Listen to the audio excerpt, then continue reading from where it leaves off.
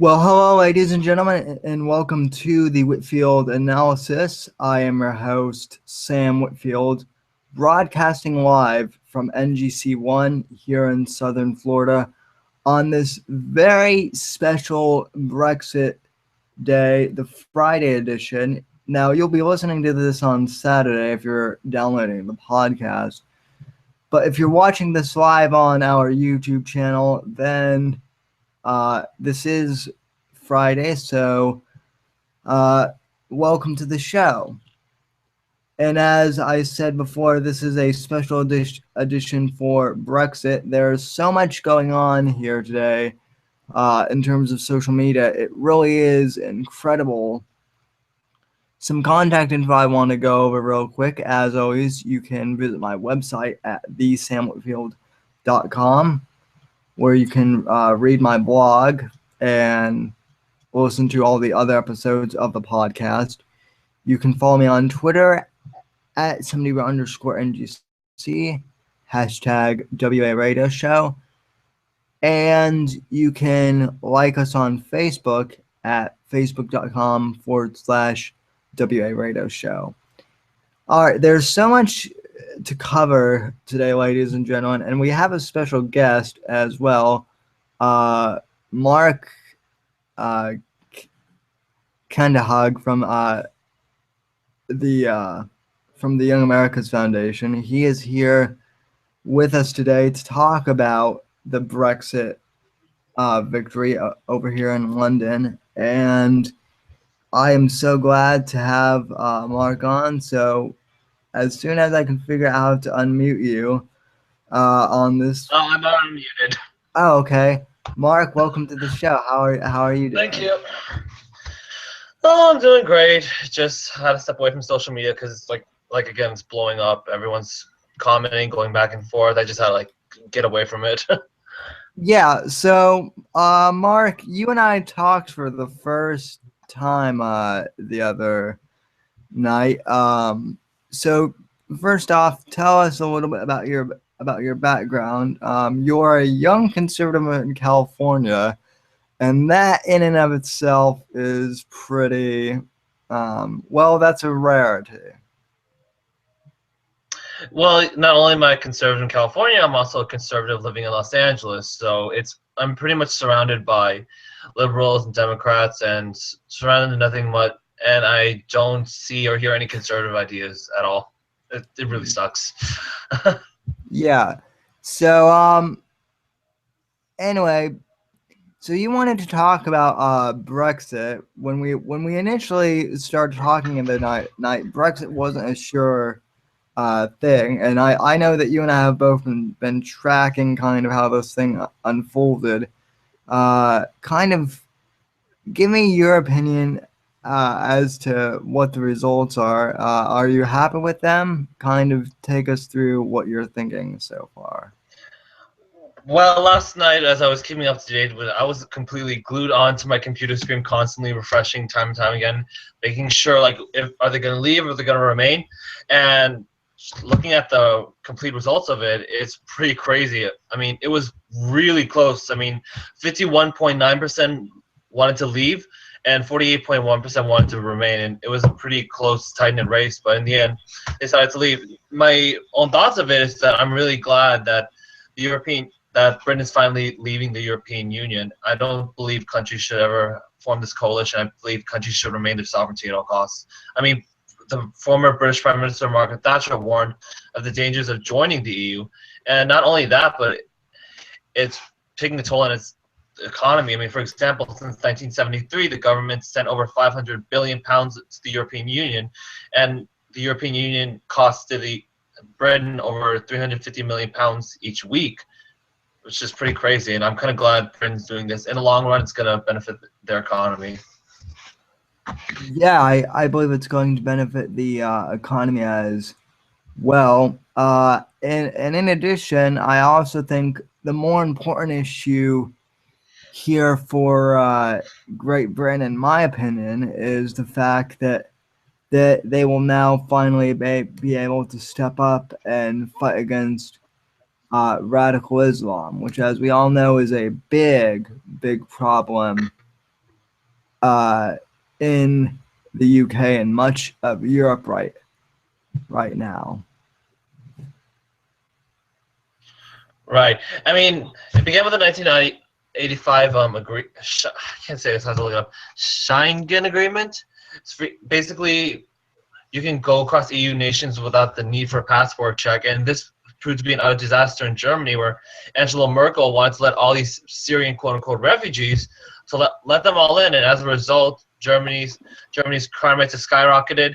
I mean, during I believe it was New Year's Eve, we had that horrible mess over in Germany where there were multiple sexual assault cases, and Europe is now just a mess because of this agreement in the European Union in general. And I'm really glad that Britain decided to leave the European Union.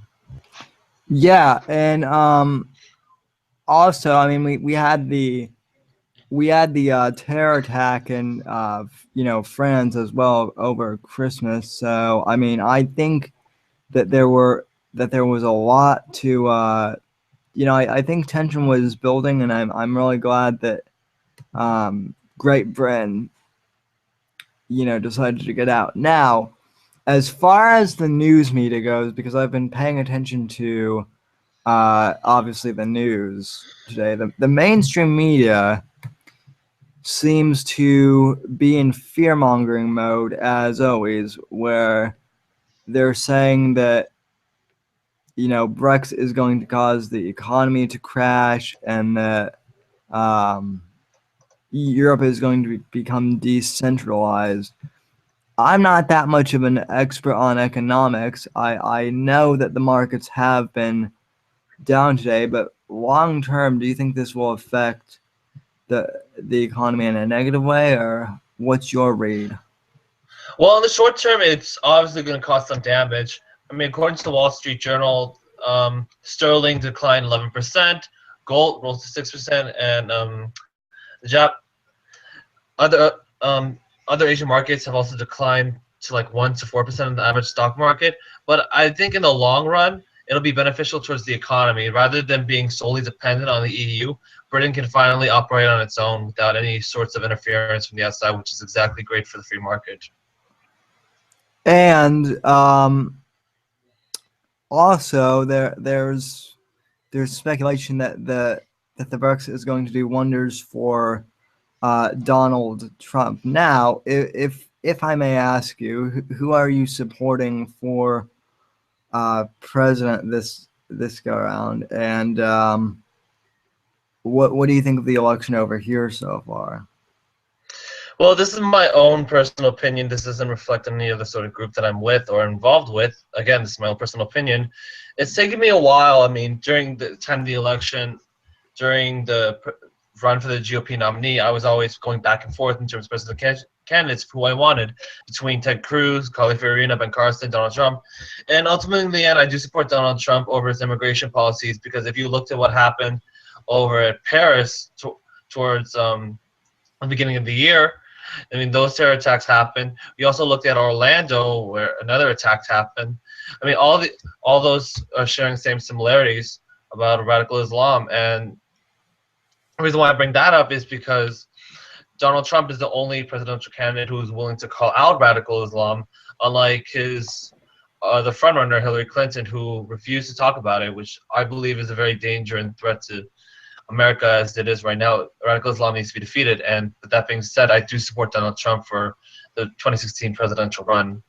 And in terms of politics today in the presidential run, it's pretty interesting now that we're saying pretty much almost everyone talking about it, almost everyone is involved. And not only that, but what Donald Trump did, he brought over the topic of illegal immigration. And as you know, as a parent, I'm sorry, as a son of two immigrants who came over to the Philippines, we all support him because we don't feel it's fair for like, for example, my parents sacrificed everything they had to come over here to the Philippines, while you have other people who are coming here illegally, taking advantage of this broken system, and it's time for it to put a stop to it. You know?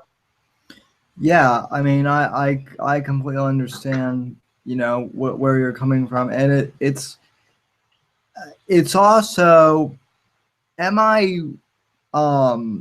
would I be wrong here to say that a lot of the immigrants that did come here legally are for supporting Trump?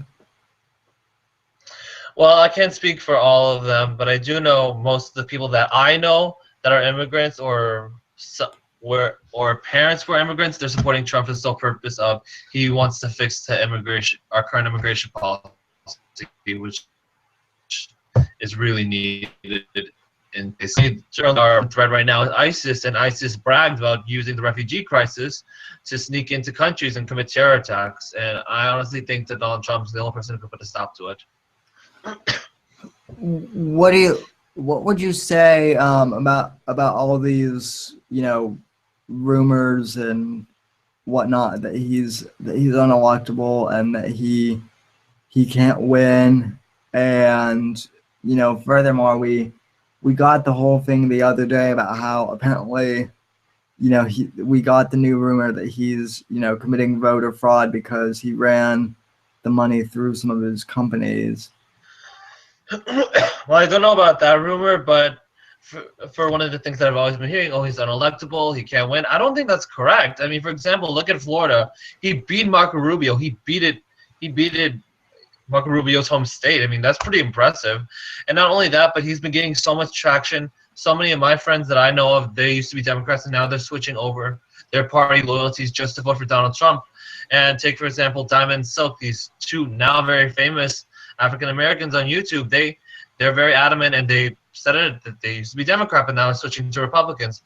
A lot of people are voting for Donald Trump from independents, from libertarians, and from Democrats. They're switching over to Republicans just to vote for Donald Trump. And I think, to be honest, I think he'll win by a landslide, and it'll be pretty interesting to see.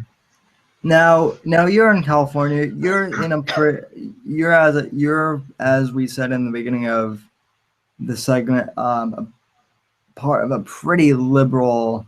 You're in basically a liberal haven. What is kind of the reaction towards Trump over in Los Angeles?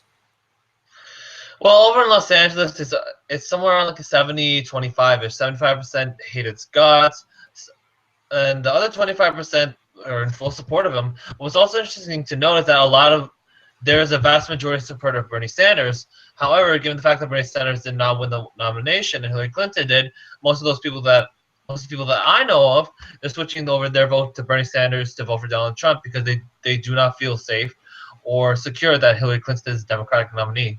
So in terms of opinions towards Trump, it's somewhat mixed. I mean, you have the ones that are in complete support of him, you have the ones that hate him but don't want Hillary Clinton, and then you have the ones that downright hate him. And as of for the current state, as a majority right now, you have a lot of people that hate him, but at the same time, they don't want Hillary Clinton. So most of them, to my knowledge, are just going to suck it up and vote for Donald Trump. All right. Well, that seems to be pretty good. Now, Mark, where can we find you on social media? I do have a Twitter account. It's m_Kahanding, KAHANDING. You can find me there. I'm just starting to kind of active on it, and I just tweet my opinions every now and then, and it's in need of followers. So please follow me for all social commentary and stuff. It's pretty awesome. All right. Well, Mark, I'd love to have you back on the show. I know that there are some things that we wanted to discuss that we can't discuss this go on, but knowing that you're out there working with YAF is really great. So hopefully we can have you again on the show sometime, and thank you for coming on. Thank you for having me. All right, folks, we'll be back after these messages.